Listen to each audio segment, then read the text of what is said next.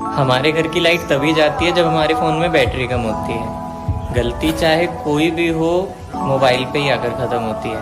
पढ़ाई से हटकर पैशन को करियर बनाने के बारे में सोचें तो कभी कभी घर वाले ही साथ नहीं देते हैं। कपड़ा हमें कोई भी पसंद आ जाए, प्राइस टैग देख कर ही लेते हैं। रिश्तेदार जाते हुए पैसे दे रहे हो तो मम्मी को देखकर मना ही करना पड़ता है। कभी कभी कुछ असाइनमेंट्स का सिलेबस से कुछ लेना देना नहीं होता, फिर भी पूरा करना पड़ता है। रात को नींद आ रही हो और उस वक्त ना सोएं तो पुरानी सारे दुख याद आ जाते हैं, लेकिन नींद नहीं आती। मोटिवेशन हमसे भले ही जितना मर्जी ले लो, लेकिन आर्गुमेंट्स के टाइम हमें कोई बात याद नहीं आती। समोसे में काजू निकल जाए तो बहुत स्पेशल फील होता है। हमारी आंखें नहीं रोती, हमारा दिल रोता है। न जाने कितनी बार टूटता है। एक ही तो दिल है। हमेशा महसूस होता है कि मिडिल क्लास होना कितना मुश्किल है। अरे उठो, लड़कियां इतनी देर तक नहीं सोती। चलो उठो, थोड़ा कम बोलो, लड़कियां ज्यादा नहीं बोलती। चलो जाओ, रूम में जाओ। तुम देर रात तक बाहर नहीं जा, छोटे कपड़े नहीं पहनने, लड़कों से दूर रहो। ये बाल खुले क्यों है? इसको बांध के जाओ। इतना हंस के किससे बात कर रही हो? पढ़ाई वढ़ाई छोड़ो, मेरे साथ आके काम करवाओ।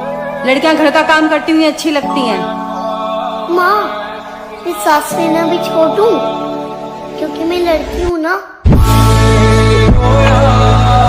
जैसे ही ये लड़की अपना जूता उतारती है, उसका वजन अचानक 200 किलो बढ़ जाता है, क्योंकि इस दुनिया में एक ऐसा जादुई जूता मौजूद है जिसे पहनते ही इंसान दुनिया का सबसे खूबसूरत व्यक्ति बन जाता है। रानी उस जादुई जूते को पाने के लिए पिछले 200 सालों से एक जादुई सेब के पेड़ की देखभाल कर रही थी, ताकि वो हमेशा जवान बनी रहे। आखिरकार पेड़ में पहला जादुई सेब चमकते हुए जूते में बदल जाता है। रानी जैसे ही उन जूतों को पहनती है, उसका शरीर फिर से जवान बनने लगता है, लेकिन सिर्फ 10 सेकंड के अंदर ही उसका असर खत्म हो जाता है। रानी को समझ आ जाता है कि वो इतनी बूढ़ी हो चुकी है कि जूते उसका पूरा भार झेल ही नहीं पाए। गुस्से में वो महल छोड़कर चली जाती है। फिर रात होते ही उसकी सौतेली बेटी चोरी छिपे महल में घुस जाती है। वो कुछ और ढूंढने आई थी, लेकिन तभी उसकी नजर सबसे चमकदार और खूबसूरत सेब पर पड़ती है। उसी समय रानी उसी कमरे की ओर आ रही होती है। जैसे ही दरवाजा खुलता है, तभी एक तेज रोशनी चमकती है और वो देखती है कि उसकी सौतेली बेटी अब पहले से कहीं ज्यादा सुंदर बन चुकी थी और उसने जादुई जूते पहन लिए थे। ये देखकर रानी तुरंत अपनी शक्तियों से उस पर हमला करने की कोशिश करती है। आगे की कहानी जानने के लिए नीचे क्लिक करो। एक बार एक बेटा भागा भागा अपने पापा के पास आया और बोला, पापा हमारे घर में एक भूत है। पापा बोले कि भूत वूत जैसी कोई चीज नहीं होती, ये वहम अपने मन से निकाल दे। बेटा बोला कि पापा, काम वाली बाई भागती भागती मेरे पास आई और बोली कि तुम अपने पापा के साथ यहाँ से निकल जाओ, इस घर में भूत का वास है। पापा ये सुनते ही डर गए और घर से निकलने की तैयारी करने लगे। जैसे ही बाहर जाने के लिए पापा ने दरवाजा खोला, इतने में बेटा बोला कि पापा, हम अपने साथ काम वाली बाई को भी ले चलते हैं, वरना उसे भूत मार देगा। पापा बोले, बेटा हमारे घर में कोई काम वाली बाई ही नहीं है।